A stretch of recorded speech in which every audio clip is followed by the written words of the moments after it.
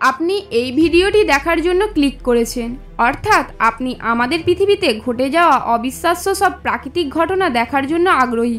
প্রথমে আপনাদের বলে রাখি, অপ্রাকৃতিক অবিশ্বাস্য ঘটনাগুলো আমাদের প্রকৃতিতে প্রায় ঘটে থাকে, আর এমন ঘটনা আমাদের যে কারোর হৃদস্পন্দন বহুগুণে বাড়িয়ে দেয়।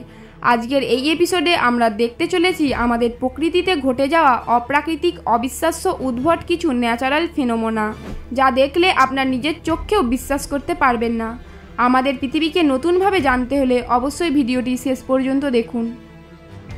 Road crossing fish. আপনারা হয়তো ভাবছেন মাছ কিভাবে রোড ক্রস করে, যদিও এই মাছগুলোর পা নেই, কিন্তু তারপরেও তারা রোড ক্রস করে।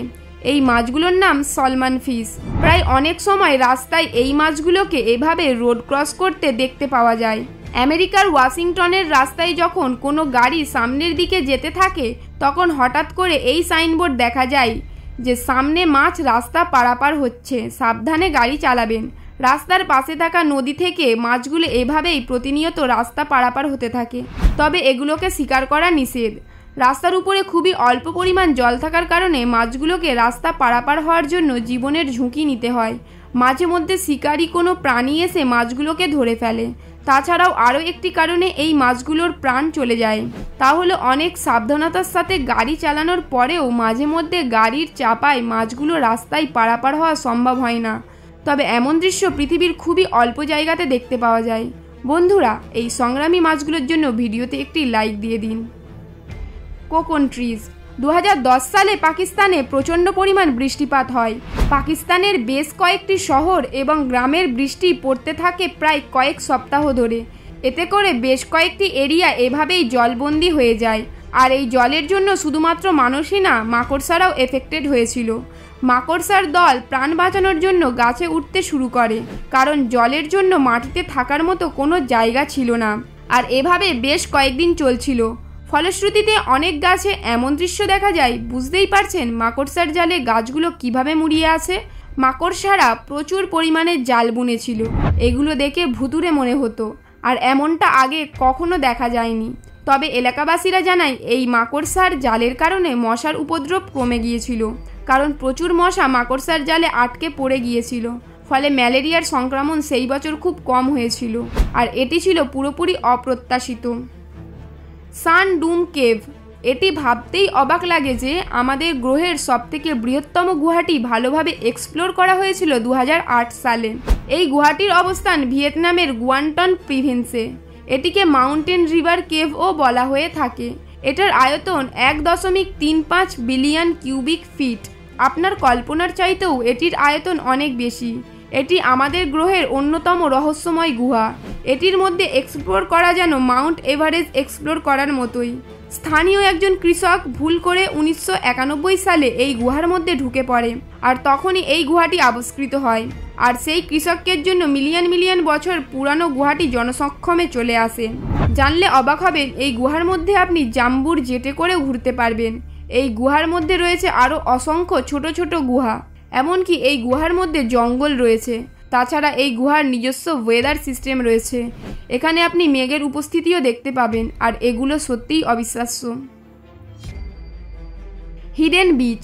সি বিচ কে না পছন্দ করে, কারণ এটি মনোরম সৌন্দর্যের একটি শান্ত জায়গা। তাই হাজার হাজার মানুষ সি বিচে ঘুরতে আসে।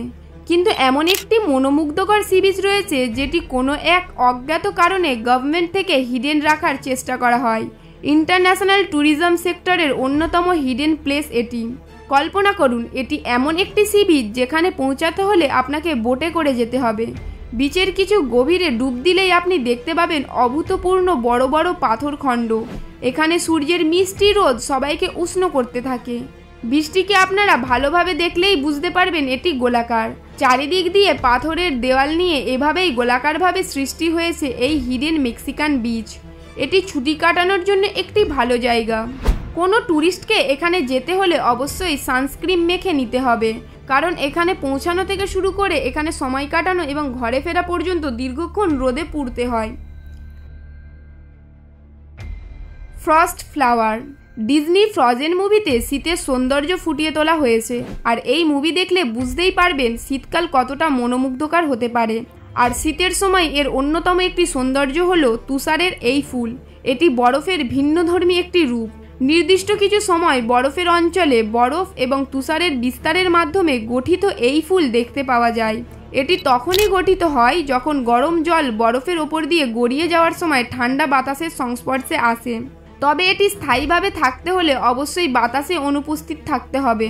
সেই সাথে আই সারফেস এবং অ্যাটমসফিয়ার টেম্পারেচার গ্যাপ থাকতে হবে প্রায় 15 ডিগ্রি সেলসিয়াস। আর এমন দুর্লভ সিচুয়েশনের জন্য এটি পৃথিবীর সর্বত্রে দেখতে পাওয়া যায় না। এটি কেবলমাত্র মেরু অঞ্চলে দেখতে পাওয়া যায়। তবে এটি গত বছর ব্রিটিশ কলম্বিয়াতে দেখা গিয়েছিল। Giant Kluck. ভূমিকম্প কতটা বিপজ্জনক হতে পারে তা আমরা সবাই জানি, কারণ ভূমিকম্পের সময় যে কোনো কিছু ঘটে যেতে পারে।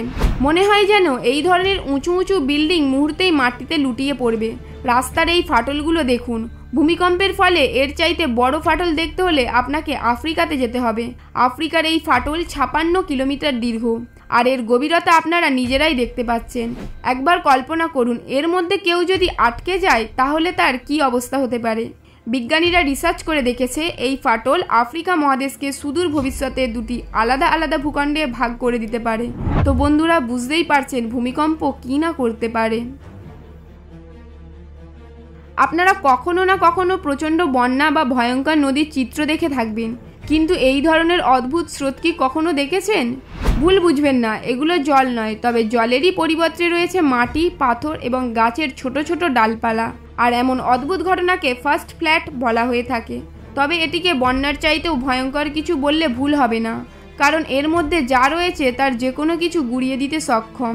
একবার কল্পনা করে দেখুন, কোনো মানুষ যদি ভুল করে এর সংস্পর্শে চলে আসে তাহলে তার কি হতে পারে। তাই এর থেকে মানুষের দূরত্ব বজায় রাখাই শ্রেয়। পুরো পৃথিবী জুড়ে কোথাও না কোথাও এমন দৃশ্য দেখতে পাওয়া যায়। আবার কিছু মানুষ রয়েছে যারা কিনা নিজের প্রাণের মায়া ত্যাগ করে এই ভয়ঙ্কর দৃশ্যের মুখোমুখি হয়ে এই অদ্ভুত দৃশ্য ক্যাপচার করার চেষ্টা করে, যা মোটেও ঠিক নয়। বন্ধুরা, আপনার স্বপ্নের প্রাকৃতিক সৌন্দর্যের স্থান কোনটি, যেখানে আপনি জীবনে একবার হলেও যেতে চান? কমেন্টে জানিয়ে দিন। আজ এ পর্যন্তই। ভিডিওটি ভালো লাগলে লাইক, কমেন্ট এবং চ্যানেলটিকে সাবস্ক্রাইব করতে কিন্তু একদমই ভুলবেন না। দেখা হচ্ছে পরবর্তী এপিসোডে। ভালো থাকবেন। ধন্যবাদ।